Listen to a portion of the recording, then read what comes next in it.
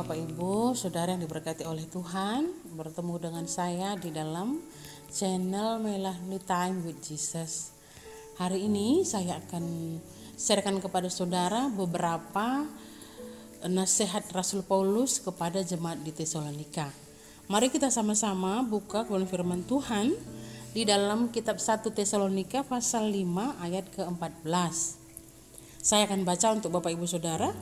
Kami juga menasihati kamu, saudara-saudara, tegurlah mereka yang hidup dengan tidak tertib, hiburlah mereka yang tawar hati, belalah mereka yang lemah, sabarlah terhadap semua orang. Dari satu ayat ini saya akan menyampaikan 4 hal nasihat Rasul Paulus kepada jemaat di Tesalonika.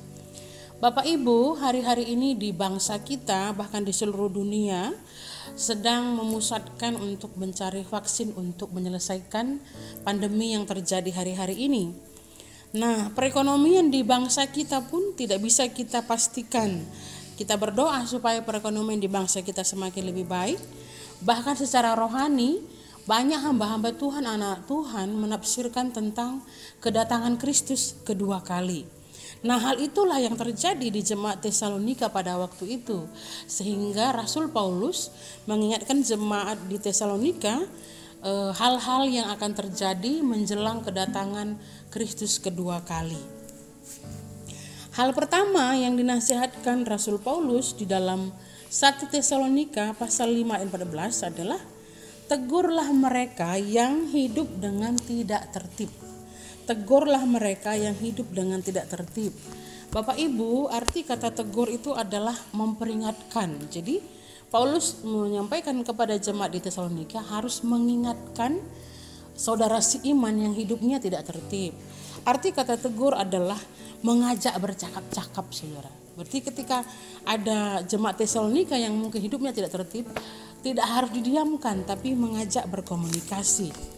Alkitab di dalam Matius 18 ayat 15 sampai 17 menuliskan kepada saudara dan saya prosedur dalam menegur seseorang, ya. Langkah yang pertama di situ dituliskan adalah dalam 4 mata. Jadi secara pribadi dipanggil orang itu, kalau dia berubah berarti kita mendapatkan dia kembali. Kalau dia tidak berubah, kita bawa saksi apakah 1 atau 2 orang.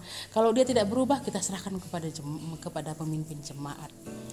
Nah, saudara, ternyata menegur juga itu harus melalui proses yang dituliskan dalam Alkitab, karena tidak gampang memang menegur.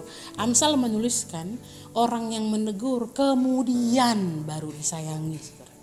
Saya lanjutkan lagi. Siapa yang ditegur itu adalah yang hidupnya tidak tertib. Arti kata tertib di situ, saudara, adalah malas atau tidak mau bekerja. Arti kata tertib di situ tidak mau patuh atau kacau dan yang melanggar aturan. Penerapannya bagi kita hari-hari ini, saudara, ternyata kita tidak bisa mendiamkan ketika kita melihat teman kita atau saudara kita yang mungkin malas, tidak mau patuh, kacau, yang melanggar aturan. Harus ditegur, saudara. Tadi saya sudah sampaikan kepada saudara di Matius 18 ayat 15 sampai 17, itu cara menegur mereka, tapi kita harus tetap menegur mereka, saudara. Ternyata menegur saudara kita yang hidupnya tidak tertib itu alkitabiah, itu yang ditulis oleh Rasul Paulus. Nah, bagi kita sekarang hari-hari ini dan kita yang kita harapkan untuk saudara seiman kita, mari kita sama-sama belajar hidup dengan tertib, saudara. Rajin.